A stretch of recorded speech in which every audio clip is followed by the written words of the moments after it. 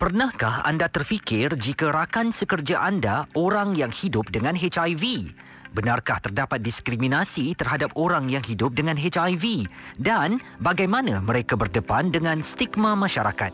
Bersempena Hari AIDS Sedunia, Cool FM bakal membincangkan topik khas ini dalam satu sesi webinar Pada 10 Disember 2020 bersama tetamu-tetamu yang hebat. Bob Yusof, selebriti sokongan Ribbon Merah. Dr. Rosnida Muhammad Noor, pensyarah dan Ketua Unit Penyakit Berjangkit di Fakulti Perubatan UiTM Sungai Buloh. Hajra Makhatar, pengurus advokasi dan pembangunan komuniti Yayasan AIDS Malaysia. Kak Eta, orang yang hidup dengan HIV selama 17 tahun. Klik like dan follow Facebook page Cool FM untuk mengikuti webinar ini secara live dan anda berpeluang untuk memenangi wang tunai bersama Cool FM. Webinar Cool eksklusif di Cool FM. Assalamualaikum dan selamat tengah hari. Saya Izzuan Azir Saleh. Senang sekali dapat bertemu dengan anda macam program TV. Saya dah rindu sebab sekarang buat radio kan. Dan dapat bertemu anda untuk satu hari penting hari ini, iaitu satu lagi sesi webinar Cool dengan tajuk yang cukup penting hari ini. Tetapi sebelum itu, saya nak alu-alukan dahulu semua anda yang mengikuti webinar ini di Facebook Cool FM. Dan bersama-sama saya pada hari ini beberapa panel yang akan membincangkan satu topik, iaitu adakah orang yang hidup dengan HIV didiskriminasi di Malaysia. Kita tahu hari itu pada 3 Disember ialah sambutan Hari AIDS Sedunia, di mana kita mengenang dan memperingati mereka yang hidup dengan HIV serta perjuangan mereka yang dalam bidang kesihatan ini untuk terus mencari vaksin dan penawar kepada virus ini. Untuk rekod kita bersama, virus ini mula dikesan sejarahnya pada 1959 di Kinshasa, Kongo. Dan di Malaysia sahaja, saya baru dapat data ni, sehingga tahun lalu sebanyak 77,903 orang telah pun dideteksi ataupun disahkan mengidap HIV, dengan jangkitan terbaru adalah sebanyak 3,564. Mereka ada di sekeliling kita, tetapi bagaimana agaknya penerimaan kita kepada orang-orang yang hidup dengan HIV ni? Kita kadang-kadang tak boleh hipokrit, tak boleh tipu kepada diri kita. Ramai lagi daripada kita yang masih memandang mereka secara sinis, masih lagi takut nak bersentuh, takut nak buat kawan hanya kerana mereka ini memiliki HIV. Tetapi jangan lupa, walaupun mungkin kebanyakan daripada mereka mendapat HIV ini melalui beberapa cara hidup, tetapi ada juga yang hidup dengan HIV ini tanpa diminta. Dan inilah yang mungkin kita nak kupas. Tanpa membuang masa, Izzuan nak memperkenalkan panelis yang akan bersama saya selama lebih kurang 1 jam setengah untuk perbincangan kita hari ini. Saya nak alu-alukan bersama saya hari ini. Kita ada seorang selebriti sokongan Ribbon Merah, penyanyi berasal dari Sarawak. Siapa lagi kalau bukan Bob Yusof, atau nama sebenarnya Yusrizan Usop. Usop adalah seorang penyanyi terkenal tanah air yang memulakan kerjayanya dalam satu program reality TV. Bergiat aktif dalam aktiviti sukarelawan sejak tahun 2010, Bob Yusof juga merupakan seorang daripada barisan selebriti sokongan Ribbon Merah yang banyak melibatkan diri dalam aktiviti dan program yang dianjurkan Yayasan AIDS Malaysia. Dan antara yang saya kagum sekali, pada 2017, Yayasan AIDS Malaysia dengan sokongan dan peranan yang dimainkan oleh Bob Yusof telah berjaya menubuhkan sebuah pusat sokongan sehenti yang pertama di Kuching, Sarawak, yang diberi nama Teratak Kasih Tok Nan, yang berfungsi sebagai pusat persinggahan sementara, menyediakan kemudahan penginapan semalaman serta airline perjalanan untuk orang yang hidup dengan HIV yang datang daripada luar daerah Kuching untuk memastikan mereka terus mendapat rawatan yang komprehensif. Yang kedua, kita ada seorang pensyarah daripada Universiti Teknologi Mara Sungai Buloh yang juga merupakan Ketua Unit Penyakit Berjangkit di Fakulti Perubatan UiTM Sungai Buloh, iaitu Dr. Rosnida Muhammad Noor. Beliau mendapat ijazah sarjana muda dalam perubatan dan pembedahan dari University of Auckland, New Zealand pada tahun 2002, pernah berkhidmat di New Zealand selama 4 tahun, telah menjaga people living with HIV atau PLHIV ini selama 14 tahun dan terlibat dalam pencegahan HIV, terutamanya penyediaan ubat PrEP, PrEP dan PEP, PEP selama 5 tahun terakhir ini. Kita juga ada Hajra Makhatar. Beliau adalah pengurus advokasi dan pembangunan komuniti Yayasan AIDS Malaysia, seorang kaunselor yang berkelayakan dan berpengalaman dalam pelbagai bidang melibatkan kesejahteraan, kesihatan mental dan pengubahsuaian tingkah laku. Menamatkan sarjana dalam kaunseling di University of Queensland dan pernah berlatih sebagai kaunselor di 2 NGO yang berbeza di Australia selama 2 tahun, merupakan pengurus untuk bahagian advokasi, pembangunan dan komuniti Yayasan AIDS Malaysia. Peranannya adalah untuk melibatkan serta memberi sokongan psikososial kepada orang yang hidup dengan HIV yang menjadi mangsa stigma dan diskriminasi, memperjuangkan hak mereka serta mempromosikan dan meningkatkan kualiti hidup keseluruhan bagi mereka yang hidup dengan HIV. Dan yang terakhir, yang Izwan boleh katakan sebagai cukup istimewa, kita ada Kak Ita. Dan Kak Ita ini adalah orang yang hidup dengan HIV selama 17 tahun, berusia 39 tahun, mempunyai 2 orang anak dan sudah berkahwin, didiagnos HIV pada tahun 2003 kerana merupakan bekas pengguna jarum suntik. Beliau mendapatkan rawatan HIV sejak tahun 2017 dan berjaya mencapai taraf undetectable, iaitu kandungan virus dalam darahnya yang rendah pada tahun 2018. Dan Kak Ita ini mendapatkan rawatan di Hospital Sungai Buloh. Pekerjaannya sekarang adalah pembimbing rakan sebaya selama 8 tahun di agensi dadah Klinik Cure and Care Sungai Besi. Pada 2019 menjadi outreach worker di Pertubuhan Kesihatan dan Kebajikan Umum Malaysia dan pada tahun ini outreach worker di Federation of Reproductive Health Association Malaysia atau FRHAM. Assalamualaikum dan selamat tengah hari semua tetamu-tetamu saya yang saya raikan. Waalaikumsalam. Terima kasih kerana bersama dengan webinar Cool dan saya tak sabar-sabar untuk menerima input serta cerita daripada semua panel-panel saya pada hari ini. Pertamalah, kalau kita nak memulakan persidangan maya kita hari ini webinar dalam norma baharu ni secara online saja. Mungkin saya nak pada Dr. Rosnida dulu. Dr. Ros, mungkin dalam masa 2 minit ini anda boleh terangkan kepada saya dan mereka yang sedang mengikuti secara live sekarang, perbezaan terma antara HIV dan AIDS. Ada beza ke Dr. Ros? Oh, jauh beza tu ini antara mitos terbesar mengenai orang yang hidup dengan HIV.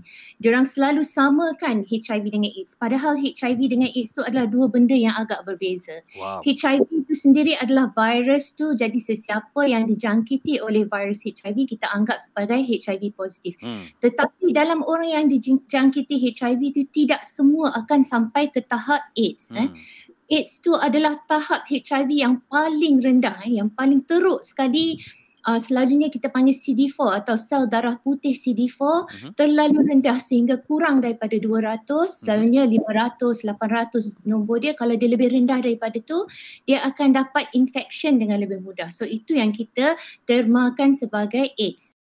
Baik, jadi HIV ialah siapa saja yang didetect sebagai positif HIV, tetapi Betul. AIDS itu adalah satu keadaan yang dah agak melarat sikit lah ya? Melarat banyak lah. Baik. Melarat banyak. Okey. Jadi kebanyakan pesakit kita tidak sampai lagi ke tahap AIDS. Okey. Hajra, kerana hari ini kita bercakap tentang apakah orang-orang yang hidup dengan HIV ini didiskriminasi di negara kita, mungkin dari sudut secara amnya, apakah anda yang berada di Yayasan AIDS Malaysia merasakan apa yang saya katakan tadi, bahawa stigma masyarakat, pandangan serong masyarakat kepada orang yang ada HIV ini sebenarnya bukan retorik, bukan suatu perkara yang kita buat-buat, sebenarnya memang dalam masyarakat kita, orang kita memandang serong kepada mereka yang ada HIV. Terima kasih. Ya, betul, memang when it comes to stigma and diskriminasi, dia masih menebal lah di kalangan masyarakat kita. Tetapi sebelum saya terangkan dengan lebih lanjut, saya rasa saya kena explain dululah apa perbezaan di antara stigma dan diskriminasi. Baik. Stigma ni merupakan satu tanggapan buruk, kebiasaannya buruk terhadap individu ataupun sesuatu komuniti.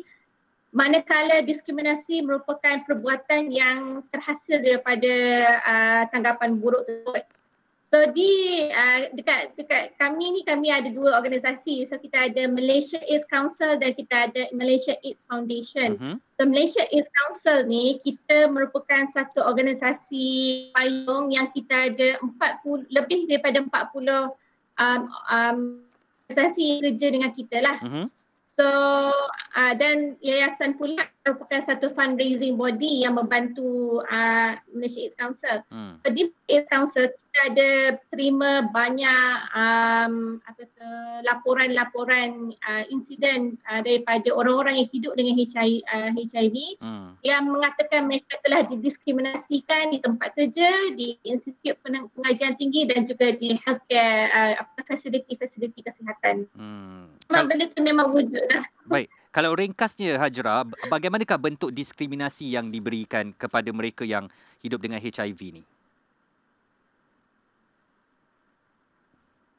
Okey, bentuk diskriminasi kalau di tempat kerja tu dibuang kerja ataupun dia dah dapat offer kerja tetapi offer tu ditarik balik disebabkan status dia telah diketahui. Kalau student ataupun pelajar di universiti pula, mereka sama juga dibuang pengajian dan juga ada setengah-setengah beasiswa mereka ditarik balik. Wow. So memang keadaan tu memang agak serius lah. Okey, kita akan pergi dengan lebih mendalam lagi. Masa kita panjang untuk mengupas hal-hal itu. Saya nak tegur Kak Ita dulu. Assalamualaikum Kak Ita. Waalaikumsalam. Baik. Kak Ita sudah hidup dengan HIV selama saya perkirakan 17 tahun lebih kurang begitu ya. Dan mungkin Kak Ita Okey, mungkin Kak Ita nak ceritakan bagaimana kehidupan Kak Ita dalam masyarakat sejak disahkan sebagai seorang pengidap HIV positif. Okey, bismillahirrahmanirrahim. Assalamualaikum semua. Waalaikumsalam. Alhamdulillah lah Kak Ita ni, Kak Ita boleh cakap Kak Ita ni mungkin seorang yang tak berperasaan kot. Sebab Kak Ita macam bila orang cakap apa-apa pun Kak Ita just lantak kau lah. Dan yang melalui aku, yang jatuh bangun pun aku.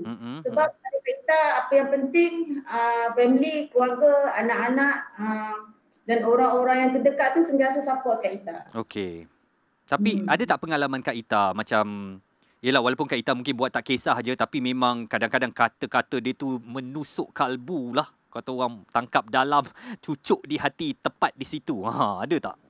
Orang kata tidak dinafikan lah. Memang benda-benda macam tu memang akan ada lah. Macam diskriminasi ke, stigma tu orang kata macam bila diorang tahu je dia ni HIV lah kan. So pandangan mata ke ataupun memek muka ke, itu kata biasa pada kita, kata memang kerap kali lah Kak Ita lalui benda-benda macam tu kan. Tapi itulah Kak Ita, macam Kak Ita cakap tadi, Kak Ita orang kata tak ambil benda-benda tu sebagai benda yang negatif. Sebab pada Kak Ita mungkin diorang tak tahu, diorang tak ada pengetahuan pasal benda-benda macam ni kan.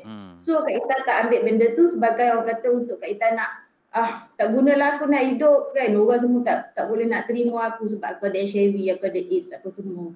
So Kak Ita memang Kak Ita tak suka nak ambil sesuatu tu orang kata sebagai benda yang negatif. Okey.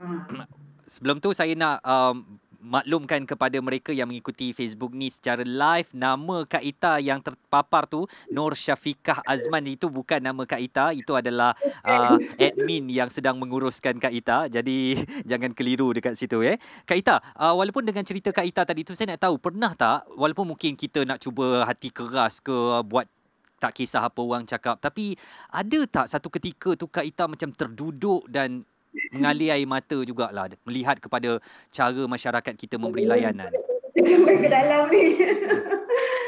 Okey, benda ni orang kata yalah, macam-macam mana pun kita ni manusia kan. Walaupun Kak Ita rasa Kak Ita ni kuat macam mana pun, hebat macam mana pun, keras macam mana pun, Kak Ita ni orang kata Kak Ita ada melalui, ada rasa kesakitan, kecewa apa semua kan. Kita manusia biasa kan Kak Ita? Sebab dulu, sebab masa zaman-zaman mula-mula Kak Ita diagnose dulu, orang kata dekat Malaysia ni kita macam kurang sikit pengetahuan pasal HIV, AIDS apa semua kan. Sebab masa tu dalam tahun 2003 ke 2007 macam tu lah. Cuma yang Kak Ita paling Kak Ita tak boleh nak lupa masa tu tahun 2007, masa tu Kak Ita dekat hospital lah. Kak Ita nak melahirkan anak Kak Ita yang nombor 2 ni. So kira masa tu dekat hospital lah, Kak Ita macam diorang macam di macam macam mana nak cakap macam mana macam nak pegang kat Ita pun takut, apa semua nak dekat-dekat pun takut, apa semua nak datang dekat kena pakai mask, pergi katil sebelah kat Ita pesakit sebelah tak pakai mask, bercakap dengan kat Ita pakai mask, pegang kat Ita kena pakai glove apa semua kan. Lepas tu makanan pula pakai dalam polystyrene apa semua, orang lain pakai dalam pinggan. Dalam tray. Dalam tray apa semua kan. So memang masa tu memang Kak Ita terasa lah. Lagi-lagi masa tu Kak Ita sebatang kara hidup Kak Ita masa tu sebatang kara. Kak Ita ni kalau nak cerita pasal pengalaman ni banyak kan.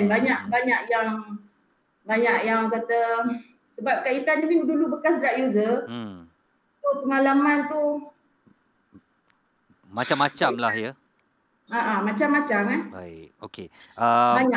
Tak apa, nanti kita akan cerita lagi. Bob, apa khabar Bob?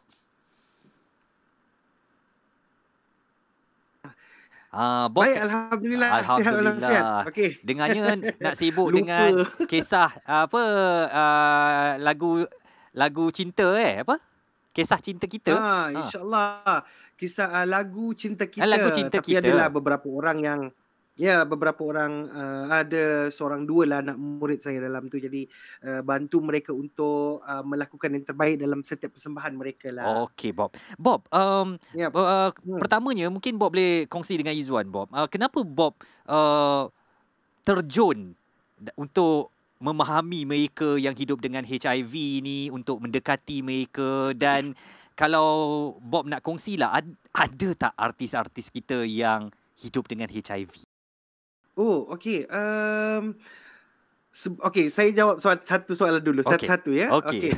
Kenapa saya terjun? Terjun ke arah ini contohnya macam saya bekerjasama dengan pihak Yayasan AIDS Malaysia dan juga Majlis AIDS Malaysia, di mana sebenarnya bidang ni memang kata orang tu secara tidak sengaja saya mengikuti seorang rakan saya, kawan saya, dan dia masa tu bekerja dengan Yayasan AIDS Malaysia, dan ketika itu saya rasa macam join dia punya program, dan bila saya join tu saya tertarik, dan macam sebab selama ni kita kenal benda-benda lain benda yang kebajikan yang lain, contohnya macam awareness about cancer dan macam-macam lagi lah tapi saya tertarik dengan HIV AIDS ini sebabnya bagi saya sendiri pengetahuan saya tentang ke arah itu sangat berkurang.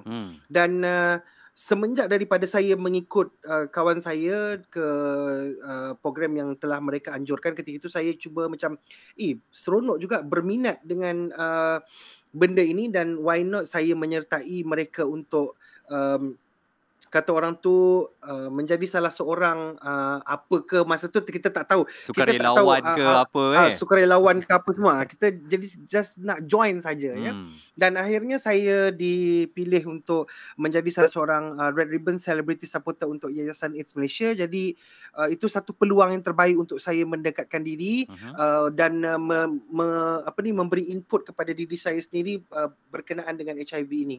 Dan untuk jawapan yang kedua yang kedua tu sepanjang pengetahuan saya lah setakat ini tidak ada lagi rakan artis kita yang berada di Malaysia ni yang tampil ke hadapan untuk berjumpa dengan kami ataupun bersama dengan kami atau memberitahu saya sendiri secara langsung yang mana mengatakan mereka ni adalah people living with HIV ataupun mereka yang hidup dengan HIV, tapi kita tak tahu, cuma atas kata orang tu dasar mungkin ialah benda ni sebenarnya sangat sensitif kan bila diketahui oleh pihak orang ramai, apatah lagi seseorang itu adalah public figure ataupun yang dikenali. Jadi benda ni sangat sensitif. Jadi saya mengharapkan, saya mendoakan kepada mereka ataupun rakan-rakan artis kita yang berada di luar sana untuk tidak adalah benda ini. Kita sama-sama menjaga kesihatan, menjaga diri kita sendiri, dan yang paling penting sekali kami ini adalah antara rakan yang boleh anda kongsikan cerita anda berkenaan dengan terutama sekali berkenaan dengan HIV ini. Ya. Okey. Baik, saya ke Dr. Rose dengan satu soalan daripada penonton kami dahulu, daripada Joe Faiz. Penyakit HIV ni bermulanya dari apa ya? Ada tak tips-tips untuk mengelak penyakit ini, doktor? Dan soalan saya yang pertama tadi itulah. Okey. So soalannya tadi apa? HIV ni bermula daripada apa?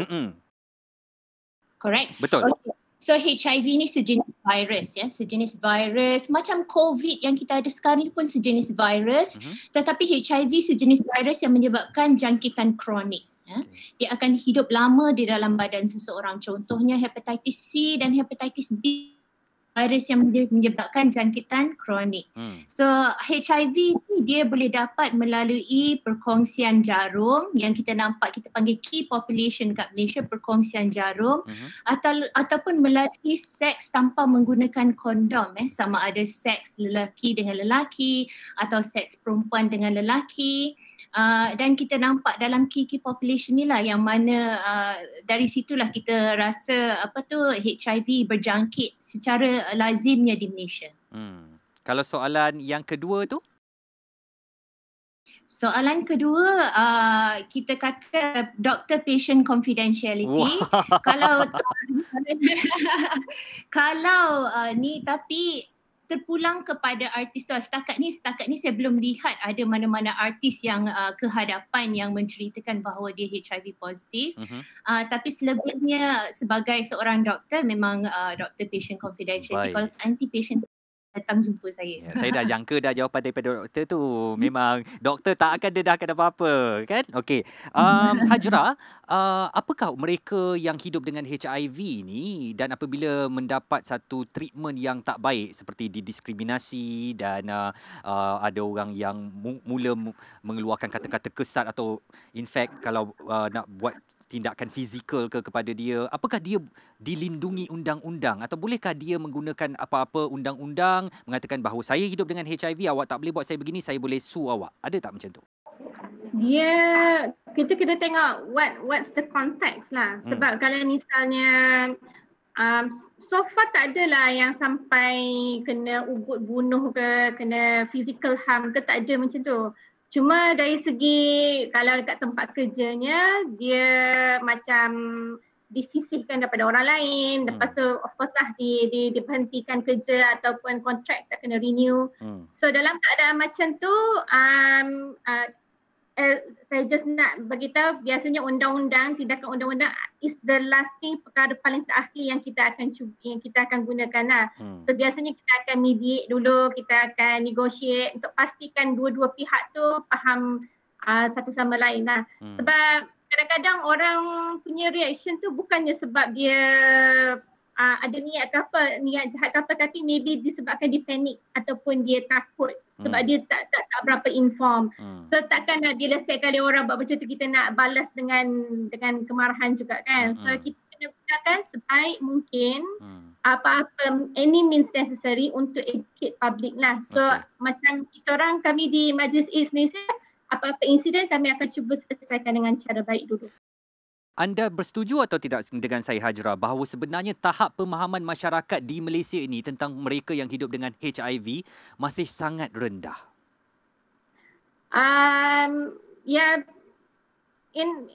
Part of it is true lah.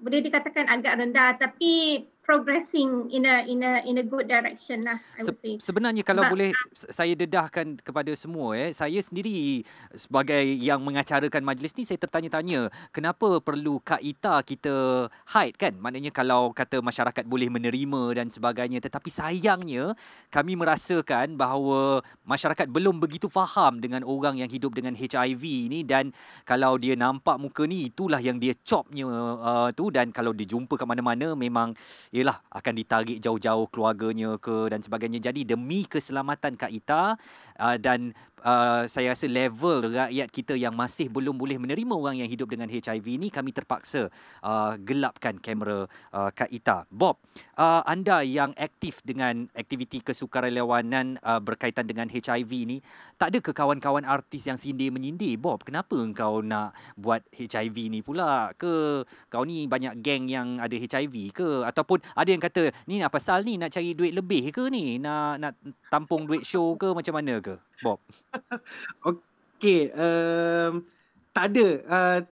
Ada juga yang rakan artis kita bertanya kenapa menyertai mereka di Yayasan AIDS Malaysia ini, tapi tidak pernah pula ada yang menyindir, ada yang ni, malah mereka menyokong dan mereka juga sebenarnya ingin mengetahui tentang HIV ni. Bila saya cerita sedikit tentang mereka yang hidup dengan HIV ni, macam mana keadaan mereka, dan mereka jadi pelik sebenarnya sebab mereka, sedangkan saya sendiri pun dulu-dulu sebelum saya join ataupun menyertai Yayasan AIDS Malaysia ini selaku Ribbon Celebrity Supporter ni pun, kita menggambarkan mana orang yang dapat HIV AIDS ini kita mendapat info yang salah ya. Kadang-kadang saya tak menyalahkan juga filem atau drama ya, tapi kita terdedah dengan situasi itu di mana kita rakyat Malaysia ini apabila kita melihat satu drama yang mana drama itu mendedahkan tentang kisah si A ini ataupun orang ini mendapat HIV dan kemudian satu minggu episod yang seterusnya tu dia dah sakit, lepas tu kulit dia dah luruh-luruh kan, dah berkudis-kudis semua kan, berkudis-kudis semua dan minggu depan ataupun bulan yang seterusnya dia dah mati. Itu gambaran kita sebagai rakyat Malaysia yang mengatakan bahawa orang HIV ni memang macam itu ke? Jadi sebenarnya saya sendiri pun mula-mula tu takut untuk menghadapi mereka yang hidup dengan HIV di permulaan ya. Dan apabila saya mula dah lama bersama dengan mereka, bersama untuk melakukan aktiviti, melakukan mengetahui tentang HIV itu dengan sepatutnya, apa yang sepatutnya kita ketahui segala-gala info yang tepat. Ya, saya rasa saya kena salurkan info-info yang tepat ini kepada masyarakat luar, terutama sekali rakan-rakan yang terdekat dengan saya, terutama rakan-rakan artis yang dekat dengan saya sendiri, dan mereka cukup berminat untuk mengetahuinya, dan ada yang bertanya dengan saya, dan ada yang bertanya kalau itu, kalau ini, kalau ini, kalau ini. Saya tak nak sebutlah apa kan. So dan saya rasa itu satu perkembangan yang baik untuk diri saya sendiri selaku Red Ribbon Celebrity, di mana saya sendiri pun rasanya dapat membantu rakan di sekeliling saya yang rapat dengan saya untuk mengetahui info yang tepat tentang HIV itu sendiri. Dan kalau kisahkan mereka ni, ada juga yang saya bawa. Kalau macam kami ada program-program yang telah dianjurkan oleh pihak Yayasan AIDS Malaysia, kalau mereka ada berkesempatan, saya ajak mereka untuk sama-sama join, dan saya tak bagi tahu dengan diorang yang mana ini adalah mereka yang hidup dengan HIV, ini adalah mereka yang terkesan, ini adalah orang ini adalah orang itu. Saya tak bagi tahu dengan diorang, di mana saya lihat mereka sendiri pun bergaul, kata orang tu, dengan mereka yang hidup dengan HIV. Jadi apabila selepas habis majlis ke, selepas habis program ke, baru saya bagi tahu di mana ini adalah kelompok ini, adalah golongan ini. Jadi mereka rasa macam, ya ke? Jadi tak sakit pun. Jadi itulah di mana diorang ni sebenarnya ingin mengetahui apakah sebenarnya kehidupan yang dilalui, realiti yang dilalui sendiri oleh mereka yang hidup, orang yang hidup dengan HIV ni. Jadi saya nampak dekat situ tak adalah kisah sindir menyindirkan apa semua tu, tak ada. Malah mereka ingin menyertai bersama-sama. Dan yang paling penting sekali untuk maklumat Izzuan dan juga kepada semua penonton-penonton dan pendengar-pendengar kita ketika ini, makluman ini paling tepat ya. Kami semua Red Ribbon Celebrity Supporter ini tidak dibayar apa-apa untuk menyertai program ataupun melakukan program-program kebajikan yang telah dianjurkan oleh pihak Yayasan AIDS Malaysia. Jadi tidak ada istilahnya untuk kami kata orang tu untuk cari duit tambahan, income.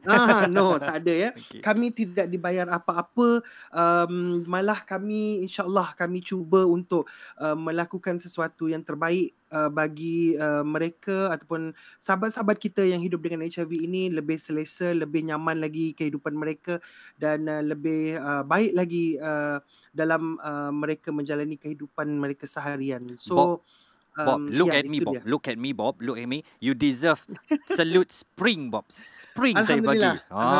Anda dan sebenarnya golongan artis lebih banyak diperlukan untuk menyebarkan mesej ini supaya masyarakat akan faham dan stigma macam tengok drama seminggu kulit dah luruh, kudis sebulan kemudian meninggal tu. Ialah kita itu jadikanlah drama-drama silam lah, bukan drama-drama sekarang kita harap begitu. Okey, Kak Ita, sebelum Kak Ita didiagnose positif HIV, apakah Kak Ita sendiri memiliki persepsi bahawa orang HIV ni, orang yang hidup dengan HIV ni macam orang panggil apa kena bala daripada Tuhan ke atau macam mana? Ada tak pandangan dalam hati Kak Ita sendiri? Macam mana kita nak cakap Kak Ita sebab Kak Ita rasa tak ada kot sebab usia Kak Ita masa zaman-zaman remaja tu akak dah berkawan dengan golongan-golongan yang HIV AIDS semua. Kak Ita dah kenal, dah tahu Yes, betul. Walaupun masa tu kita dah ada kempen-kempen, iklan-iklan dekat tepi-tepi jalan, AIDS membunuh lah apa semua. Sebab masa tu akak dah terjerumus dengan najis dadah. So, dan di kalangan kawan-kawan Kak Ita pun memang yang menggunakan jarum tu, dan dalam masa yang sama pun Kak Ita sendiri pun tengah ni kan. So Kak Ita tak ada kalau kawan aku ada HIV aku tak naklah kawan dengan dia, aku tak naklah kongsi jarum dengan dia. Macam tu lah. So Kak Ita tak adalah, senang cakap Kak Ita tak reti nak mendiskriminasikan orang. Maafkan Izwan Kak Ita kalau saya nak bertanya, walaupun berkongsi jarum masa tu Kak Ita sebenarnya tahu risiko untuk mendapat HIV tu ada Betul, tahu. Jadi apabila didiagnose tu Kak Ita sebenarnya dah jangkakan mungkin? Yes, betul. Tahun 2003 tu Kak Ita didiagnose tu, so Kak Ita orang kata okey, pasrah. Pasrah ya. Pasrah, reda je. Sebab orang kata hukum karma lah kan. Sebab kita dah tahu dah benda tu kalau kau buat benda yang baik, baiklah kau dapat. Kalau buat yang tak baik, tak baiklah kau dapat. Itu je Kak Ita pegang. Berapa tempoh lama Kak Ita down masa tu Kak Ita? 2003 tu. Seriously Kak Ita cakap Kak Ita tak ada rasa down. Sebab Kak Ita memang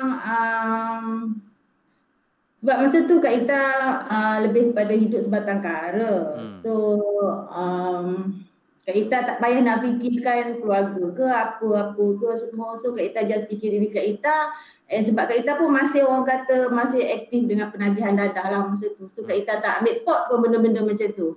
Kita tak pernah fikir pun aku dah ada HIV, mungkin aku kena AIDS, nanti aku akan mati. So aku tak payah nak orang kata nak hidup lebih lama ke apa-apa ke. So itu je lah Kak Ita boleh cakap. Okey, saya nak kembali ke Dr. Ros sekejap saja Doktor. Sebenarnya orang masih keliru sekarang berkongsi pinggan dengan mereka yang hidup dengan HIV atau PL-HIV ni boleh dapat AIDS, pakai tandas yang sama boleh pakai H. Tolonglah asingkan sudu garpu kau, nanti kalau kau kongsi dengan dia pun kau boleh dapat AIDS. Sedangkan ramai yang tak tahu HIV ini hanya ditransmisikan berjangkit melalui darah. Kan? Okey, betul. Tepat sekali. Memang kita tak nampak transmisi melalui, dan bila kita kata kita tak nampak tu maksudnya kita buat banyak kajian. Kita dah tengok virus tu dia hidup dekat atas permukaan berapa lama dan sebagainya, dan bukan hanya itu, kita tak jumpa kes-kes di mana orang tu dapat HIV melalui ciuman contohnya, apakan lagi sudu, apakan lagi pinggan.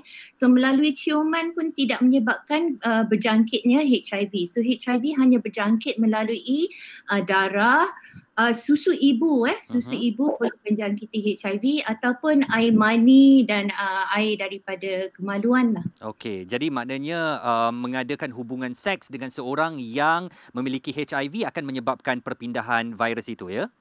Betul, tapi sebelum kita continue dengan tu, saya nak emphasize pesakit yang makan ubat sehingga virusnya undetectable. Seperti Kak Ita tadi, walaupun dia seks, kebarangkalian dia untuk bagi virus dia pada orang lain terlalu rendah. Kita bercakap tentang seks tanpa kondom di sini, ya? Seks tanpa kondom. So kalau dia makan ubat dengan betul, maksudnya kalau semua orang HIV dekat Malaysia ni kita diagnosis, kita bagi dia ubat, kita bagi dia ubat dengan betul, virus dia undetectable, kadar dia untuk menjangkiti orang lain pun sangat rendah. Baik, menarik sekali. Ini mengarah saya kepada satu soalan daripada penonton kita, Zulhanif Rusli, yang bertanyakan, apakah latest update mengenai ubat untuk pesakit HIV, Dr. Ros? Okey, so ubat HIV seperti saya sebut tadi, kita gunakan 3 ubat serentak untuk mengelakkan virus tu daripada keluar dan bertambah dengan banyak. Jadi bila orang tu makan ubat dengan betul, makan tepat pada masanya, virus dia akan jadi undetectable. Bila undetectable, dia tidak menjangkiti orang lain. Ubat sekarang dah terlalu advance, ubat dah sangat-sangat advance sehingga side effect pun kita rasa sangat-sangat berkurangan.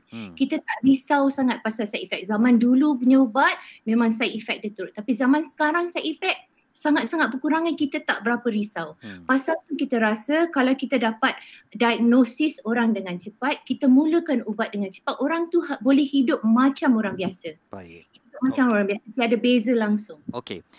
Dari segi aspek undang-undang, kita bercakap tentang syarikat yang tidak mahu hire pekerja yang mempunyai HIV positif, universiti yang kadang-kadang membuang ataupun menggantung beasiswa kepada pelajar-pelajar yang hidup dengan HIV positif ini. Apakah Yayasan AIDS Malaysia sudah mengambil langkah yang secukupnya untuk Parlimen menggubal satu undang-undang anti-diskriminasi kepada mereka yang hidup dengan HIV ini? Oh, that's a very good question. Soalan yang sangat bagus. So basically, bila kita bercakap berkaitan dengan undang-undang, just to be mindful, saya bukannya lawyer. Baik. Saya cuma cakap secara general. Secara general lah. So sekarang ni kita ada di Yayasan AIDS Malaysia, kita ada satu program yang dinamakan Malaysian Business Consortium of HIV lah. So dalam MBCH ni kita ada tengah usahakan untuk draft satu anti-discrimination bill di tempat kerja. So sebab sekarang ni memang tak ada undang-undang. Basically memang tak ada. So kita tengah push sedaya mungkin dengan melibatkan stakeholder yang relevan, contohnya seperti MTUC, Malaysian Employers Federation dan juga kita punya government untuk push bill ni lah. So hopefully insyaAllah by the end of next year we can see some kind of development lah. Okay. Yang kedua berkaitan dengan education, sama juga sekarang ni tidak ada apa-apa protection kepada orang-orang yang hidup dengan HIV di institusi pengajian tinggi. So saya cuma nak maklumkan sekarang ni mereka yang hidup dengan HIV di Malaysia adalah lebih daripada 90% adalah mereka yang berumur daripada 20 hingga 49. So itu merupakan satu kumpulan umur yang sangat produktif dan pelajar-pelajar universiti termasuk dalam golongan ni. Baik. So memang kami, salah satu benda yang kami lakukan, kami kumpul semua insiden yang berlaku pada orang-orang yang hidup dengan HIV, terutamanya di Institut Pengajian Tinggi. Kita analyse data tu dan kita cuba untuk sama juga macam workplace, kita cuba untuk sediakan satu education policy untuk membantu mereka yang orang yang hidup dengan HIV di Institut Pengajian Tinggi. Saya rasa peranan rakyat Malaysia sekarang untuk memberi sokongan penuh kepada gerakan ini supaya Parlimen boleh menggubal satu undang-undang yang saya panggil komprehensif bagi melindungi mereka yang hidup dengan HIV ini daripada didiskriminasi. Bob, saya nak tahu dengan kerja aktiviti kemasyarakatan dan tindakan sukarela yang anda lakukan bersama Yayasan AIDS Malaysia ni, ada tak orang yang kata macam Bob, dia orang ni buat dosa, Bob. So, apa yang kita nak tolong dia orang ni sangat? Dan dulu dia dah sedap-sedap kat sana, apa tak fikir dunia ke apa, sekarang kita nak tolong dia pula. Jadi, persepsi macam ni memang akan ada dalam masyarakat kita. Macam mana anda berdepan dengan macam kenyataan-kenyataan macam ni lah? Okey, tidak dinafikan ya Izzuan ya, memang ada kenyataan seperti itu di awal-awal, malah sebenarnya bukan di awal saja, sehingga sekarang pun ada juga yang mengatakan sebegitu, tetapi tidaklah sampai macam kau ni kenapa nak bantu diorang ni. Dan di permulaan dulu tu memang ada, di mana masa tu mula-mula tu memang agak gelabah juga saya nak jawab kan, dan saya pun duk terfikir kenapa sebenarnya saya nak bantu tapi bila kita faham sebenarnya situasi mereka yang hidup dengan HIV ini ataupun mereka yang terjejas dengan HIV ini, sebenarnya baru kita tahu situasi yang sebenar, baru kita tahu macam apa kehidupan mereka, bagaimana mereka kata orang tu dapat dijangkiti dengan HIV itu sendiri, virus itu sendiri. Dan apabila kita mendedahkan ini kepada umum, baru mereka macam iya ke? Jadi saya syorkan kepada mereka yang di luar sana lah, kepada mereka-mereka yang menonton ini, mungkin sama-samalah kita memberikan maklumat yang tepat tentang HIV ini kepada masyarakat umum. Dan bagi saya sendiri memang agak susah ya, kalau macam contohnya kita nak bagi tahu seorang-seorang tu memang agak susah. Tetapi mungkin macam Izzuan kata tadi, mungkin kerajaan dapat menggubal sesuatu undang-undang untuk kita dapat memberikan lebih info yang tepat kepada masyarakat luas sana tentang apakah itu sebenarnya HIV AIDS, yang mungkin bagi saya sendiri dekat tempat saya pun pendedahan ini agak kurang. Jadi mungkin okey, macam soalan Izzuan tadi kan, macam ada ke orang yang tanya dengan Bob, kenapa kau nak bantu diorang ni, kenapa sedangkan mereka ni dulu-dulu macam ini, sedap-sedap ini kau nak bantu, dan ini semua bala Tuhan daripada ya, itu saya tak nafikan, memang ada. Dan ada juga yang di kalangan keluarga saya sendiri yang bertanyakan sebegitu kepada saya. Tetapi apabila saya memberitahu hal yang sebenar, perihal yang kata orang tu, ialah kita memberikan maklumat yang tepat kepada mereka, barulah mereka tahu. Jadi saya percaya kepada rakyat di luar sana ataupun masyarakat kita ni sebenarnya kurang pendedahan tentang pengetahuan mereka tentang HIV AIDS itu sendiri. Jadi kita ni yang sebenar-benarnya perlu mewar-warkan tentang ataupun info-info yang terbaik ataupun yang tepat kepada masyarakat kita untuk lebih sampai lebih tepat, lebih cepat lagi kepada mereka apakah itu tentang HIV yang sebenarnya. Dan ya, di permulaan itu memanglah saya tu susah nak jawab kan, sebab kadang-kadang ada yang kata kau ni bantu mereka. Sebab dulu saya terus terang cakap saya tak malu. Dulu saya mula-mula masa saya menyertai Yayasan AIDS Malaysia, saya dulu diarahkan macam diorang bagi saya kondom banyak-banyak, lepas tu suruh bagi kat orang-orang yang mereka yang terdedah ataupun berisiko tinggi, dan rakan-rakan sendiri bagi kondom apa semua, sampaikan saya kadang-kadang ada orang panggil abang buat kondom. So macam alamak, macam ya orang luar yang dulu-dulu kalau kita jumpa mereka yang pekerja-pekerja seks ke apa ke kan. Jadi bekerja sosial. Jadi mereka bila saya jumpa, kadang-kadang saya bagi mereka kondom apa semua. Jadi mereka kata dah agihkan kondom sekarang. So macam mula-mula tu agak rasa macam alamak macam mana ni. Tapi lama kelamaan tu, sebab bagi saya berpendapat saya ini ada saya panggil dari saya dapat daripada kawan saya sendiri memang orang akan pandang sirong kepada kami, dan mungkin ada orang akan cakap kau ni menggalakkan orang melakukan benda yang tak elok, ya, menggalakkan mereka. Kau tahu dia orang macam itu, kau bagi lagi kondom supaya mereka ni. Saya sendiri senang saya nak cakap, saya ni menghentikan dosa yang kedua. Saya cakap dosa yang pertama satu antara dia dengan Tuhan, antara dia dengan yang lain. Tapi dosa kedua supaya dia tidak menyebarkan virus itu sendiri kepada orang lain yang tidak dapat ataupun tidak ada virus itu. Betul. Itu adalah kita selamatkan supaya ianya terus menyebar. Jadi kita tak nak benda tu berlaku. Jadi ya, insya-Allah doakan kami supaya benda ini berjalan dengan baik lah. Baik. Ya. Kak Ita, ringkas saja Kak Ita. Ada tak Kak Ita sekarang sedang didengari, ditonton, mungkin permintaan Kak Ita, tolong jangan diskriminasi saya. Saya sudah undetectable dan saya boleh memberikan khidmat saya semampu saya. Mungkin Kak Ita nak cakap begitu kepada masyarakat kita. Banyak kalau nak cakap ni. Okey, ringkaskan Kak. Kak Ita mewakili lah rakan-rakan PLHIV Kak Ita yang dah undetectables.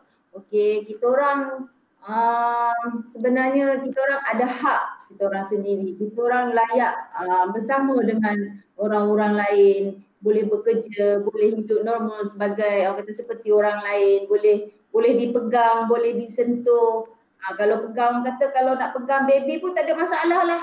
Dan kita kata nak share toilet ke apa-apa tak ada. So orang ramai kalau boleh kan, kalau kata tahu orang yang terdekat ataupun orang yang sekeliling tu dia HIV tetapi dia mendapatkan rawatan dengan betul, tolong kata, kalau boleh janganlah diskriminasikan dia, stigmakan dia, malah support dia. Sebab apa? Orang-orang macam ni, sebab tak semua orang dia macam berfikiran macam Kak Ita. Kak Ita lain, Kak Ita tak ada perasaan. Tak semua orang ni dia boleh positifkan kepala dia. Dan kata kami PLHIV ni orang kata, sebab macam Kak Ita sendirilah. Kak Ita sendiri pun sekarang Kak Ita sebagai outreach worker, pekerja termusru. Kak Ita pun dah turun ke lapangan, menghantar kondom. Lepas tu bawa klien pergi ke klinik, ke KK untuk buat ujian test HIV apa semualah. So orang kata kami mampu buat kerja seperti orang normal yang lain. Baik. Okey, dan kita juga mendapat soalan daripada penonton-penonton kami sekarang. Ini daripada Muhammad Izwan. Apa khabar Muhammad Izwan? Nama kita sama. Kepada Hajra, bagaimanakah cara untuk orang awam menjadi sebahagian daripada sukarelawan Yayasan AIDS Malaysia? Sukarelawan boleh hubungi kami di di Facebook kami ataupun di email kami kalau berminat lah, dan kita akan tengoklah apa jenis tugas yang kita boleh assign. Baik. Okey, jadi di website tu alamatnya Hajra? Yayasan AIDS Malaysia, just type it then you'll get it. Yayasan AIDS Malaysia. Okey, kita teruskan dengan Dr. Ros. Ini ada soalan daripada Muhammad Syafiq Idris. Soalan saya, kata Syafiq, berapa lama jangka hayat masa hidup seseorang semasa berada dalam HIV yang dalam rawatan atau pengambilan HAART? Ada HAART ni. Apa dia HAART ni dan berapa jangka hayat dia? So HAART tu adalah highly active antiretroviral therapy, tapi sekarang kita sudah pendekkan kepada ART atau antiretroviral therapy sebab semua ubat highly active. Semua ubat sangat berkesan. Jadi kita panggil dia antiretroviral therapy. Kalau dia on treatment, kalau dia makan ubat antiretroviral therapy, dia makan dengan betul, dia makan dengan adherent, dia tepat pada masa dan viral load suppress, dia boleh hidup macam orang biasa. Macam orang biasa. Tak ada perbezaan langsung jangka hayat. Nampak macam biasa saja. So jangka hayat macam orang normal lah Maknanya boleh sampai usia tua dan... Boleh sampai usia tua. Kita banyak patient tua sekarang. Baik. Lebih banyak patient tua sekarang sebab kita follow up orang ni daripada dulu sampai sekarang. Okey, doktor juga, bagaimana dari aspek psikologi? Apakah pihak perubatan sekarang ada satu rawatan psikologi khusus kepada mereka yang hidup dengan HIV ni, dan bagaimana agaknya pencapaian unit kaunseling ini kepada mereka yang hidup dengan HIV? Okey, pada pendapat saya lah, biasalah kita nampak HIV ada stigma sampai kepada diskriminasi. Bila masyarakat umum sudah ada stigma dan diskriminasi, kita tahu setiap pesakit yang datang kepada klinik kita untuk mendapat diagnosis baru HIV itu, selalunya kita yang akan beritahu dia kan. Jadi kita akan nampak kesedihan dia, mula-mula mungkin dia sedih, lepas tu dia start fikir bukan-bukan, dia majoriti diorang akan pergi kepada depression. Majoriti diorang akan pergi kepada depression. Kita we are very lucky now, kita sangat ni sebab kita ada banyak kaunselor. So Kementerian Kesihatan sendiri ada juga menyediakan kursus post diploma untuk HIV kaunselor untuk nurses. So kita sentiasa ada pool of very strong counsellors dekat Malaysia ni, termasuk kaunselor-kaunselor daripada NGO macam PT Foundation dan sebagainya. So walaupun klinik HIV dekat satu tempat di satu hospital kerajaan tapi kita dapat juga kaunselor-kaunselor daripada NGO yang banyak membantu pasien-pasien kita yang dengan HIV ni, sebab bukan hanya kita adakan sesi kaunseling di dalam klinik, tetapi diorang akan follow up pasien tu sehingga keluar. Mungkin kita perlu lebih banyak lagi kaunselor lah, dengan penambahannya bilangan pasien HIV kita kat Malaysia, mungkin kita perlukan lebih banyak kaunselor. Tapi saya boleh katakan aktiviti-aktiviti yang dilakukan oleh kaunselor kita sekarang memang sangat-sangat membantu lah, termasuk kaunselor daripada NGO. Baik. Hajrah, kalaulah saya sebagai sebuah syarikat, saya bersedia untuk menerima orang yang hidup dengan HIV sebagai pekerja saya, tetapi syarat dia awak tak boleh join pantry saya. Awak tak boleh join pantry pekerja.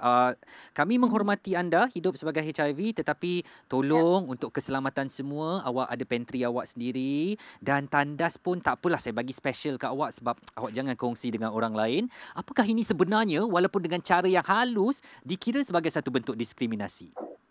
Oh, semestinya itu memang merupakan satu bentuk diskriminasi, dan secakap terus terang kita dapat banyak kes macam tu. Dicakap dengan baik tapi pada masa yang sama menyisihkan individu tersebut.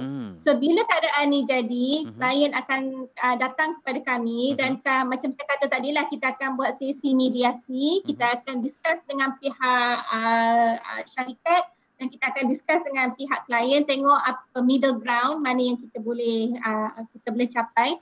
Dan disebabkan bila kita buat mediasi tu, Majlis AIDS Malaysia boleh masuk kepada organisasi tersebut dan memberikan HIV one-on-one kepada ni lah. Tapi dengan memastikan bahawa confidentiality staff tersebut dijaga, sebab macam kita tahulah stigma tu still tebal. So kadang-kadang orang nak faham tapi takut tu masih ada lah. Okey. Kalau dari per 10 saya kata, bagaimana Hajrah melihat tahap kepatuhan syarikat-syarikat di Malaysia ni dalam penerimaan mereka kepada mereka yang hidup dengan HIV dari per 10 ni? Itu soalan yang sangat sukar untuk saya jawab. Secara overallnya, dari kepuasan hati anda sendiri. Okey. Saya agak lemah lah. Saya rasa mungkin dalam 4. Dalam 4. So masih banyak perkara yang kita boleh lakukan. Dan bila kita nak buat sesuatu, bila kita Majlis AIDS Malaysia nak masuk dan memberi bantuan, dan kita harapkan orang yang hidup dengan HIV yang mengalami diskriminasi itu untuk datang untuk membuat laporan secara rasmi lah, supaya kita boleh buat sesuatu berkaitan benda tu. 4/10. Tapi biasanya bila 4/10 tu sebelum kita campur tangan lah. Tapi lepas tu biasanya lepas kita buat mediation, lepas kita buat HIV sensitization, ia menyebabkan company tu menjadi suatu suasana yang sihat untuk HIV tersebut, di mana dia mendapat sokongan daripada HR, dapat sokongan daripada basically dia dapat kerja dengan baik lah. Jadi, yang pentingnya teruskan. Yang pentingnya? Yang pentingnya kita nak pastikan macam Dr. Ros dah katalah, mental health tu sangat penting. So kita nak pastikan the sustainable of mental health of the PHIV, dan kita kena pastikan suasana tu sihat untuk orang yang hidup dengan HIV. Saya nak beritahu sebenarnya yang 4/10 tu C tolak rakyat Malaysia, C tolak pen merah.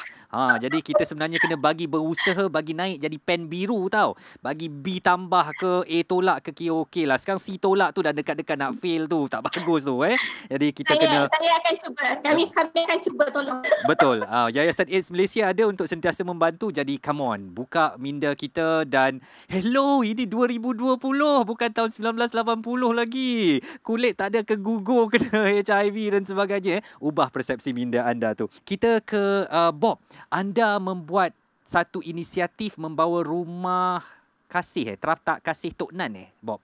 Teratak kasih Tok Nan ke Kuching, Sarawak.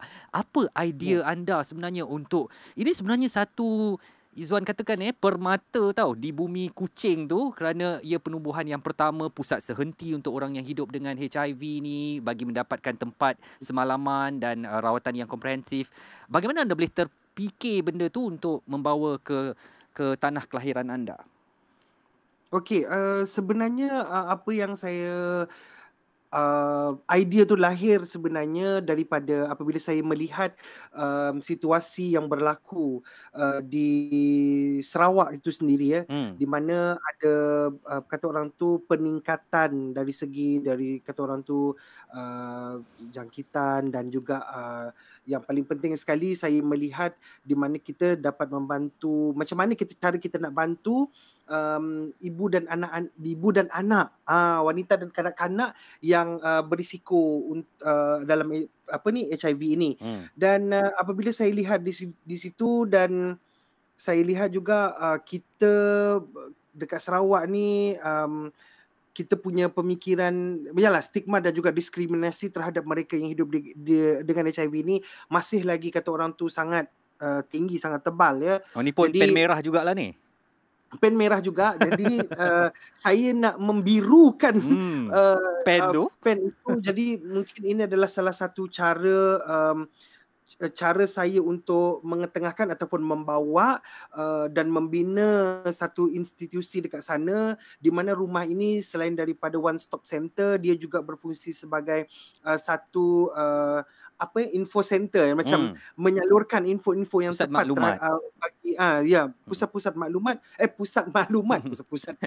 pusat maklumat bagi mereka yang nak mengetahui tentang HIV, apakah macam mana cara jangkitan, macam mana cara itu dan ini. Jadi anda boleh pergi ke rumah ini, teratak kasih Tok Nan ini, supaya anda dapat maklumat yang tepat tentang HIV dekat sana. Dan juga sebenarnya idea tu datang daripada sinilah. Apabila saya banyak menghadiri ataupun menyertai program-program yang telah dianjurkan oleh pihak Yayasan AIDS Malaysia, saya telah pergi ke Kelantan, saya telah pergi ke Terengganu, saya telah pergi ke beberapa negeri lain lagi, dan juga di Kuala Lumpur ini sendiri banyak rumah-rumah yang tersedia, ataupun banyak rumah-rumah ataupun yang mereka sediakan bagi mereka yang hidup dengan HIV ini. Dan saya percaya kenapa saya tak nak bawa ataupun saya idea ini pergi ke Sarawak, dan akhirnya dengan mendapat sokongan yang bagus juga daripada pihak kerajaan negeri Sarawak, serta di kala itu Ketua Menteri Sarawak sendiri, iaitu Allahyarham Tok Nan. PHC Tok Nan. Dia telah menawarkan kami satu macam, why not you bawa benda itu, kita buat rumah dekat sini apa semua. Jadi kerana itulah rumah itu dinamakan Teratak Kasih Tok Nan. Dan kita juga mendapat sokongan yang padu juga, di mana beliau kita telah lantik, iaitu isteri kepada Allahyarham Tok Nan, iaitu Datuk Amar Hajah Jamilah Anu, di mana beliau adalah merupakan kita punya penaung dekat sana. Jadi sampai sekarang, dan beliau juga memberikan sokongan yang penuh kepada kami untuk menjalankan aktiviti-aktiviti kesedaran di sana.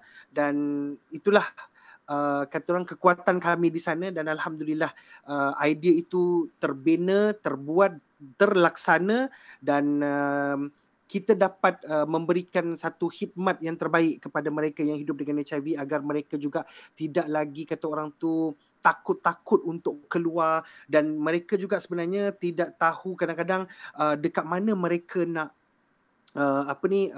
tidur, ataupun mereka yang tinggal di luar kawasan Kuching yang ingin mendapatkan rawatan di GH ataupun General Hospital besar umum Sarawak. Jadi tapi diorang ialah takut kan, kadang-kadang ada yang daripada luar daerah Kuching, daerah Kuching yang memang jauh, yang di pedalaman, tapi mereka untuk datang ke sana tu kadang-kadang mereka tak ada duit, jadi mereka tak ada tempat tinggal. Kalau nak takut mereka bila status mereka itu mereka bawa tu takut. Jadi kita ni masih lagi kekurangan pendedahan tentang HIV. Pengetahuan kita tentang HIV itu memang sangat kurang. Jadi ini adalah salah satu rumah ataupun pusat yang di mana saya berikan kepada rakyat Sarawak. Saya berikan, kami berikan kepada rakyat Sarawak. Usaha anda juga. Agar mereka ataupun rakan-rakan kami, rakan-rakan kita semua yang ada dekat sana tu dapat info yang tepat tentang HIV ini, supaya kita dapat kurangkan jadi pen biru diskriminasi dan stigma terhadap mereka yang hidup dengan HIV itu. Baik, kita sedang bercakap tentang apakah orang yang hidup dengan HIV didiskriminasi di negara kita, dan bersama kita adalah seorang yang hidup dengan HIV sejak lebih daripada atau hampir 2 dekad lamanya, Kak Ita. Dan saya nak bertanya kepada Kak Ita, 2 soalan Kak Ita, iaitu apakah Kak Ita pernah didiskriminasi oleh ahli keluarga sendiri, dan apakah ahli keluarga Kak Ita sendiri pernah didiskriminasi oleh masyarakat kerana mengetahui status Kak Ita sebagai orang yang hidup dengan HIV? Macam ni? Dengan ahli keluarga ada tak? Kak Ita, alhamdulillah so far keluarga tak pernah mendiskriminasi. Support Kak Ita. Dan mereka didiskriminasi pun Kak Ita rasa tak tahulah, tapi rasa mungkin ada lah kan. Cuma itulah disebabkan kehidupan yang Kak Ita lalui, orang kata Kak Ita guna jalan yang positif, hidup secara yang positif apa semua. So itu membuktikan bahawasanya Kak Ita ni bukanlah seperti yang orang-orang cakap macam tu. Macam mana Kak Ita nak cakap nak Kak Ita nak cakap ke apa yang dilalui tu macam, tapi so far alhamdulillah lah, kata tak, orang kata benda tu tak sampai orang kata terkesan sampai ke tertusuk ke sanubari ke apa ke, tak adalah. Macam suami dan anak pula, orang kata alhamdulillah. Macam suami Kak Ita sendirilah orang yang paling rapat dengan Kak Ita lah kan. Orang yang paling rapat dengan Kak Ita, orang yang banyak support Kak Ita ni, walaupun dia dan dengan keluarga mentua Kak Ita. Kak Ita orang kata dia orang memang inilah, kata tak hiraukan, sebab dia orang tahu kehidupan yang Kak Ita lalui macam mana. Dia orang tahu Kak Ita macam mana Kak Ita jatuh bangun apa semua macam mana. So Kak Ita tak ada seperti Kak Ita cakap daripada awal tadi, Kak Ita ni kata alhamdulillah lah, kata mungkin Kak Ita ni bernasib baik. Kak Ita tak sampai tahap yang kata nak sampai didiskriminasi sampai Kak Ita down ke, ataupun keluarga sendiri pun down ke kerana benda-benda macam ni. Apakah Kak Ita rasa sejak Kak Ita disahkan undetectable pada 2018, Kak Ita lebih diterima ataupun makin ramai yang merasa selesa, yakin untuk mendekati Kak Ita dengan status undetectable yang disahkan doktor pada 2018 tu? Ya betul, sebab masa tu Kak Ita bertugas sebagai pembimbing rakan sebaya, sebagai pekerja kontrak dekat agensi anti dadah. So masa tu memang Kak Ita punya pegawai dekat dalam tu pun dia orang memang dia orang rapat, kita orang sangat rapat. Dia orang sangat rapat dengan Kak Ita pun, semua keluarga pun, penerimaan semua, kawan-kawan pun semua okeylah, alhamdulillah lah. Semuanya positif lah.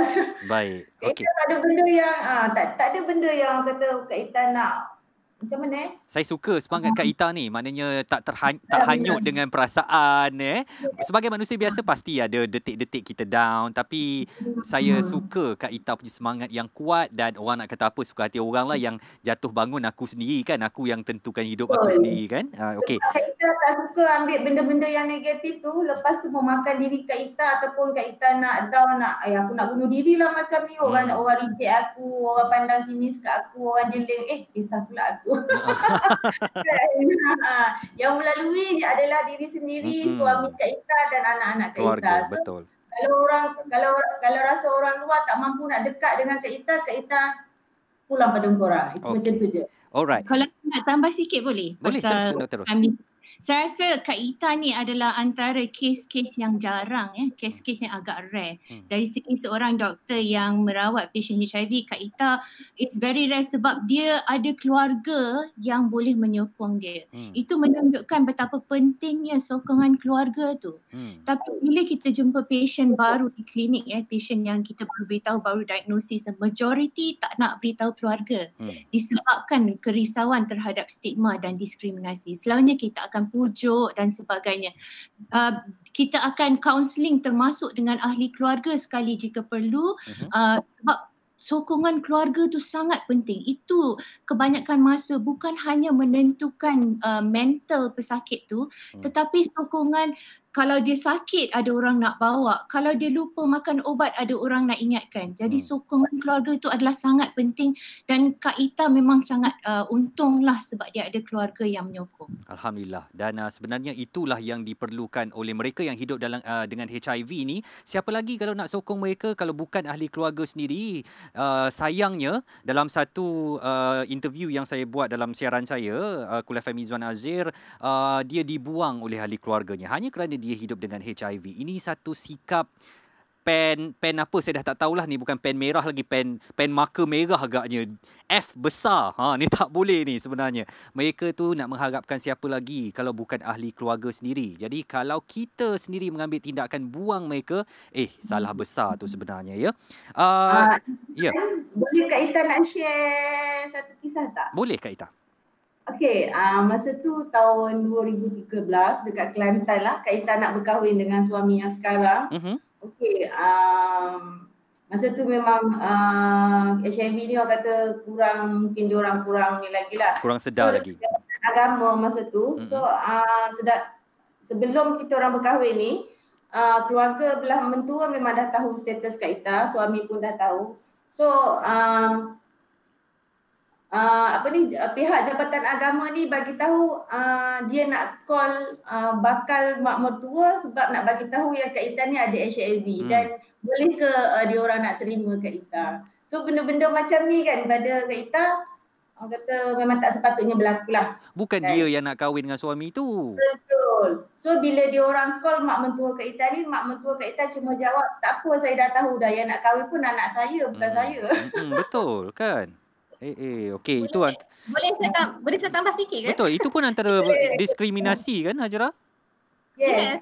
So, itu memang diskriminasi. So, berkaitan dengan isu perkahwinan ni, dalam Yayasan AIDS Malaysia dan Majlis, kita ada satu portion yang dinamakan HIV dan Islam.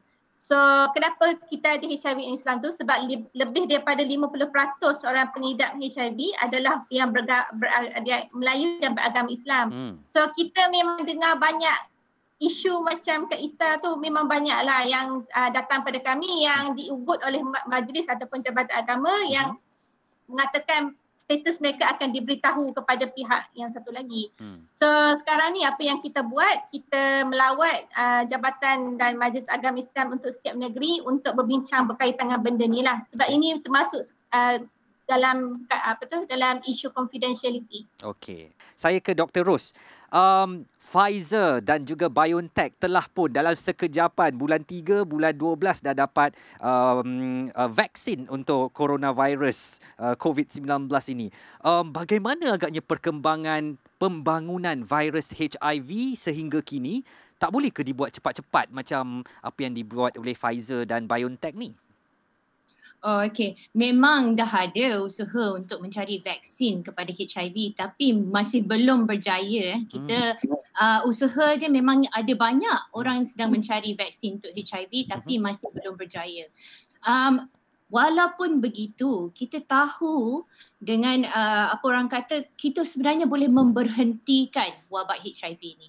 Kita punya fokus sekarang kepada zero new infection. Maksudnya kita boleh berhentikan terus jangkitan HIV dan tidak mendapat kes baru. Macam contohnya Izzuan cakap pagi tadi, kita punya kes baru 3,500 orang kan tahun lepas. Kita boleh berhentikan, kita boleh turunkan kepada kosong. Bagaimana cara kita lakukan? Kita pastikan majoriti pesakit yang ada HIV didiagnosis dan menerima ubat, dan kita war-warkan bahawa ada banyak cara untuk mengelakkan jangkitan HIV termasuk PrEP, termasuk post-exposure prophylaxis, masuk pre-exposure prophylaxis. Kalau kita lakukan semua tu dengan baik dan dalam kombinasi, kita mungkin boleh mengurangkan jangkitan HIV di Malaysia yang baru kepada kosong. Jadi sebenarnya walaupun kita belum ada vaksin, tapi kita ada ubat yang sangat bagus dah sekarang di mana kita boleh halang terus jangkitan HIV. Tapi kurang orang yang didiagnosis, kurang orang yang mendapat ubat, kurang orang yang datang untuk pre-exposure prophylaxis untuk pencegahan sebabkan oleh stigma dan diskriminasi.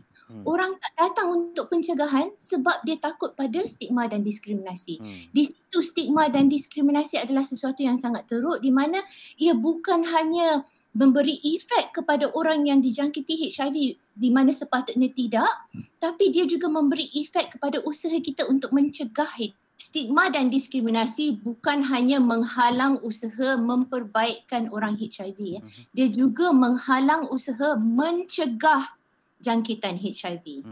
Bagaimanapun doktor, kita kena reality, kena based on fact. Jadi kalau doktor boleh kongsikan mungkin 3 tahun kebelakangan ini, apakah jumlah itu makin berkurangan ataupun sebenarnya menunjukkan peningkatan?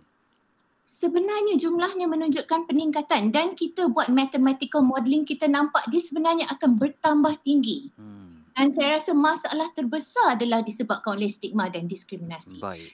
Kita tidak boleh bercerita mengenai kaedah-kaedah untuk menghalang HIV, pencegahan HIV kerana stigma dan diskriminasi yang terlibat dengan HIV, sebab HIV sekarang disebabkan oleh seks. Okey, itu mengarah kepada soalan saya untuk Hajra. Sekarang ini, apakah usaha yang dilakukan oleh Yayasan AIDS Malaysia terutamanya di kalangan anak-anak kita yang masih muda untuk suntikkan dalam pemikiran mereka bahawa hey, saya nak bagi tahu awak jangan percaya drama yang awak tengok tu, dan saya nak bagi tahu hakikatnya HIV ini adalah begini.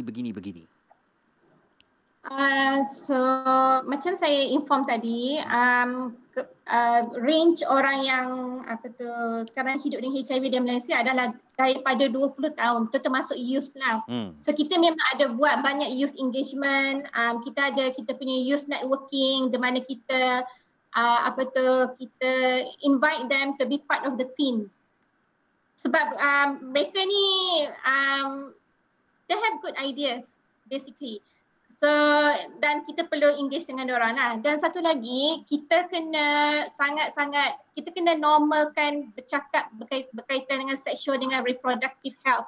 Itu sangat penting. Masalahnya sekarang ni kita susah nak move forward sebab kita ni satu nation yang pemalu. Orang Timur. So benda yang so bila kita dah cakap pasal sexual sexual and reproductive health, dia akan terus channel kepada you menggalakkan seks. So that itu yang jadi masalah tu. Jadi macam kita kena, I think untuk kebaikan umum, whether you like it or not, kids are having sex lah. Budak-budak, orang youth are having sex. Whether you like it or not. So kita kena normalkan bercakap tentang seks selamat dan pemberian kondom, because kalau kita tak selesai ataupun tak cuba intervene sekarang ni, nanti saya rasa benda tu akan jadi lagi teruk lah. Yes, Bob. Ya. Wow, saya angkat tangan ni. Angkat tangan. Hello, saya dah jawab. Hello. Okey, saya nak tambah sikit lah apa yang Hajra sampaikan ini. Di mana saya sendiri pun tadi tengok dekat kita punya Facebook live ni ya daripada Cool FM ni. Wah, sempat saya tengok Oh, intai jadi ada soalan yang kata intai, saya kena intai sebab ada soalan-soalan yang mungkin kita boleh jawab ataupun soalan-soalan yang mungkin kita boleh rasa macam kaitkan dengan topik kita pada hari ini. Di mana dia kata tadi ada saya tak ingat siapa tadi. Dia kata ada orang yang memang malu nak beli kondom di kedai contohnya. Itu salah satu juga caranya sebenarnya. Saya sendiri di depan mata saya sendiri pernah ada satu ketika tu saya beli barang di salah satu kedai Serbaneka ni dan apabila ada seorang yang membeli kondom di mana bila dia beli kondom, dia ambil kondom dan dia letak di depan kaunter dan saya melihat wajah orang jaga kaunter tu. Cashier tu di mana dia macam apa nak buat ni? Wajah yang macam kau kenapa beli kondom ni? Jadi saya rasa itu dan saya sempat menegur. Saya sempat menegur lepas orang tu ni, saya sempat menegur dan saya sempat berbicara dengan dia macam kenapa macam ni, apa sebab ni. Tak adalah dia kata, tapi macam pelik pula budak-budak beli kondom ni macam. Ya, saya tahu kadang-kadang memang kita rasa macam agak pelik. Ya, kita tak dapat nafikan kehendak ataupun kemahuan orang ini berbeza-beza ya. Tapi bagi saya itu adalah salah satu yang terbaik kerana dia menggunakan keselamatan menggunakan kondom untuk safe untuk keselamatan diri dalam melakukan untuk supaya dia tidak terdedah dengan risiko-risiko yang berkaitan. Dan saya sebenarnya bagi saya sendiri kita harus melihat dari pendidikan sebenarnya tentang HIV itu sendiri. Sebab pendidikan ini sebenarnya bermula daripada rumah. Pendidikan ini sepatutnya didedahkan oleh ibu bapa ataupun keluarga. Ataupun sepatutnya kita ni dah boleh untuk ketengahkan isu ini yang mungkin agak sensitif, tapi saya percaya kalau kita dapat mendidik anak-anak generasi baru di sekolah dengan memberikan pendedahan tentang HIV ataupun penyakit-penyakit yang berisiko tinggi yang berkaitan dengan benda-benda ini semua, saya rasa ianya dapat dibendung. Macam kata doktor tadi, mungkin kita nak pergi ke arah zero infection itu ending AIDS 2030. Jadi kita punya kempen ending AIDS 2030. Jadi saya percaya kita dah boleh bermula di sekolah, boleh bermula di rumah untuk mendidik anak-anak ataupun para remaja ataupun sesiapa sahaja dalam menghentikan stigma dan juga diskriminasi terhadap mereka yang hidup dengan HIV ini agar kita dapat membendung situasi di mana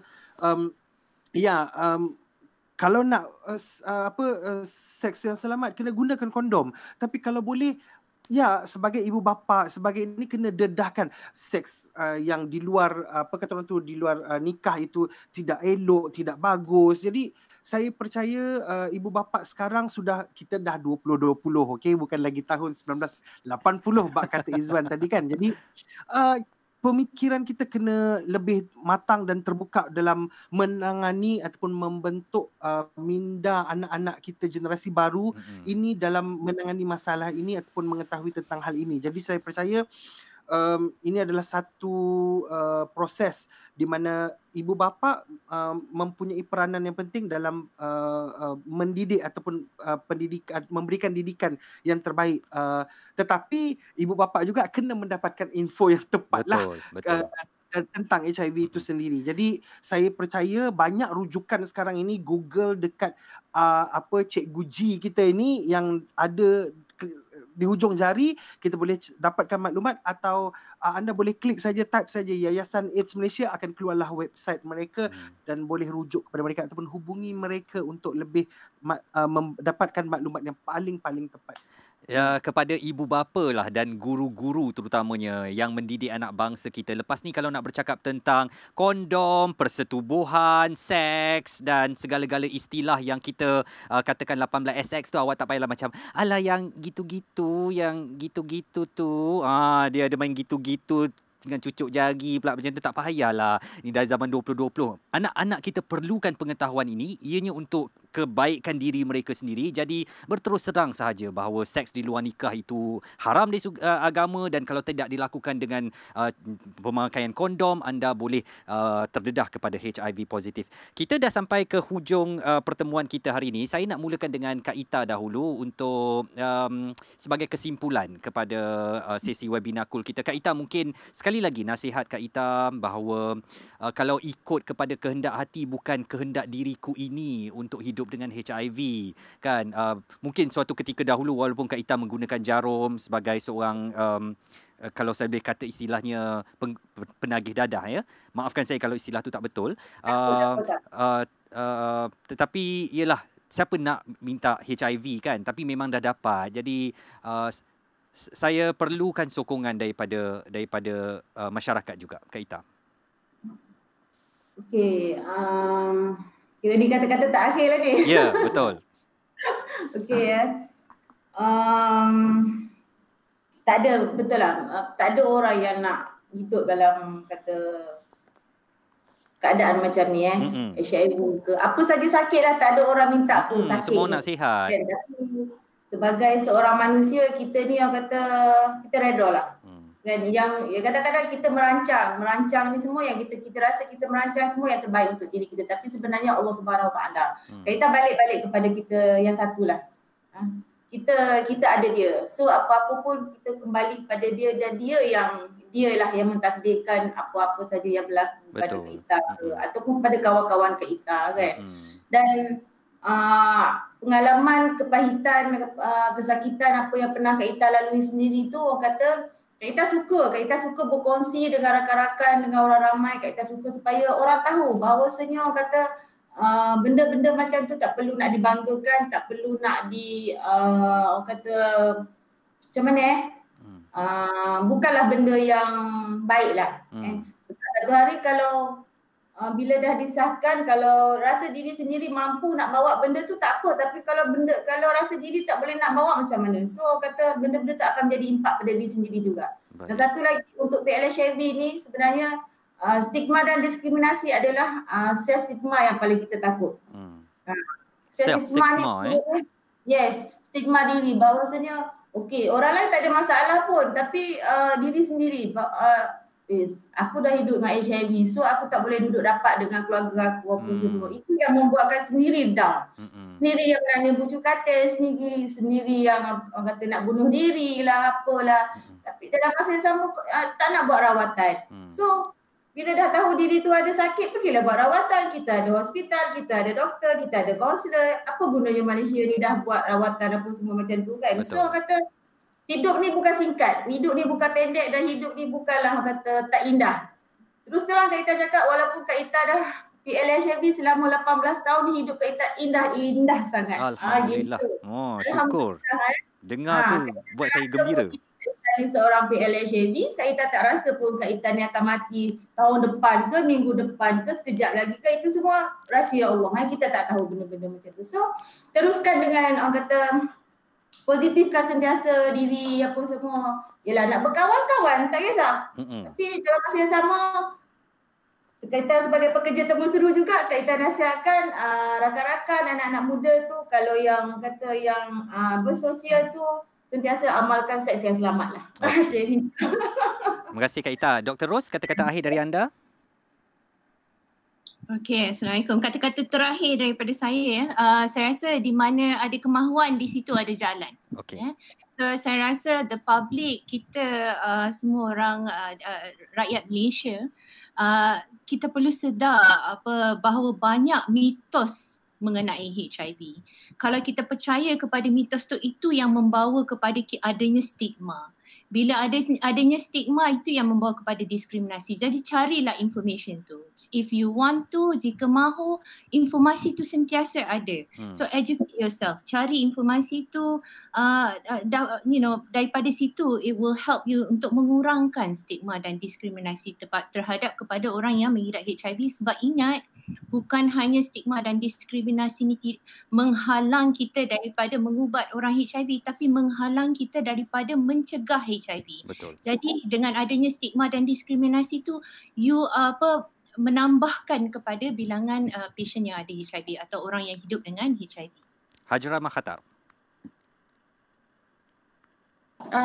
Untuk saya, dua lah kata akhir saya. Yang pertama, untuk orang yang hidup dengan HIV di luar sana, kalau rasa yayasan dengan Majlis AIDS Malaysia ni macam slow sikit, minta maaf lah. Kami cuba sedaya upaya untuk membantu mana yang boleh. Dan untuk masyarakat umum, apa-apa decision yang kita buat pun kena based on facts lah, kena berdasarkan fakta. Macam Dr. Rosnida cakap tadi, banyak myth, banyak kita yang tak benar berkaitan dengan HIV. So kalau tak sure, kalau tak pasti, boleh approach Majlis AIDS Malaysia atau mana-mana rakan kami di seluruh Malaysia. Dan saya cuba nak ingatkan sekali lagi, tema Hari AIDS pada tahun 2020 adalah solidariti sejagat, tanggungjawab bersama. So memang tanggungjawab kita semualah. Thank you. Alright, daripada Bob Yusof sendiri, kata-kata akhir anda. Ya, terima kasih kepada webinar call, terima kasih kepada semua panel-panel kita hari ini, dan kepada anda semua yang berada di luar sana, jangan kita menjadi orang yang tidak mengetahui apa-apa dekat dunia ni. Jadi sama-samalah kita mencari ilmu, sama-samalah kita mencari maklumat yang tepat tentang HIV. Jangan lupa dan menjadilah sebagai sebahagian rakyat Malaysia yang prihatin. Jadi bagi saya, anda semua adalah kita semua ini sepatutnya memberikan sokongan kepada mereka yang hidup dengan HIV. Siapa sahaja pun sebenarnya memberikan sokongan kepada semua rakyat Malaysia. Jadi jangan kita mendiskriminasi dan juga memberikan stigma kepada mereka. Jadi sama-sama kita hentikan perkara-perkara yang tidak elok itu untuk membantu mereka agar lebih baik lagi kehidupan mereka di masa yang akan datang. Terima kasih semua. Saya nak ucapkan terima kasih kepada panelis saya dalam sesi webinar Cool pada hari ini yang bercakap apakah orang yang hidup dengan HIV didiskriminasi. Bob Yusof, penyanyi dan selebriti sokongan Ribbon Merah. Dr. Rosnida Muhammad Noh, pensyarah di Universiti Teknologi Mara Sungai Buloh yang juga merupakan ketua unit berjangkit di Fakulti Perubatan Sungai Buloh. Juga Cik Hajrah Makhatar, pengurus advokasi pembangunan komuniti Yayasan AIDS Malaysia, dan tetamu istimewa kita Kak Ita, iaitu orang yang hidup dengan HIV selama 18 tahun. Terima kasih semuanya. God bless you dan Allah memberkati kita dengan segala usaha-usaha yang terbaik kita lakukan. Mudah-mudahan akan memberi manfaat dan masyarakat kita akan keluar daripada stigma ini serta akan kurang sikitlah diskriminasi itu. Daripada pen merah naiklah pen biru sikit, lama-lama daripada B+ tu boleh naik A, insya-Allah. Ini dah zaman 2020, mereka boleh hidup seperti orang biasa asalkan mereka disiplin ubat. Tetapi peranan kita, orang yang sihat ini, untuk penerimaan kita kepada mereka, itu yang kita perlu ubah dan itu bergantung kepada diri kita sendiri. Sekali lagi terima kasih kepada semua panelis-panelis yang sudi untuk menyertai webinar hari ini. Jangan lupa anda boleh saksikan ulangan webinar Cool ini di YouTube Cool TV pada 17 Disember nanti, dan teruskan bersama dengan Cool FM kerana insya-Allah pada masa akan datang, pada masa hadapan, tak lama lagi ke, macam-macam lagi topik yang menjadi keprihatinan masyarakat akan kami bawakan dalam webinar ini. Saya Izzuan Azir Saleh, sekejap lagi bersiaran pukul 3 hingga pukul 7, nak kena rush balik ke studio pula. Teruskan bersama Cool FM, pilihan pertama untuk isu semasa. Assalamualaikum, salam hormat, jumpa lagi. Mulakan hari anda bersama Cool FM. Dengarkan kami melalui saluran radio atau dengar secara digital di coolfm.com.my. Muat turun aplikasi Cool FM untuk anda dengarkan kami di mana jua anda berada dan layan kembali perbincangan topik hangat di Catch Up Cool. Dapatkan perkembangan terkini secara terus-menerus di Instagram, Twitter, Facebook dan TikTok Cool FM. Dan saksikan paparan video-video menarik dan menghiburkan di YouTube channel kami, Cool TV. Berita, sukan, isu semasa, kisah trending dan hiburan. Hanya di Cool FM. Suara semasa.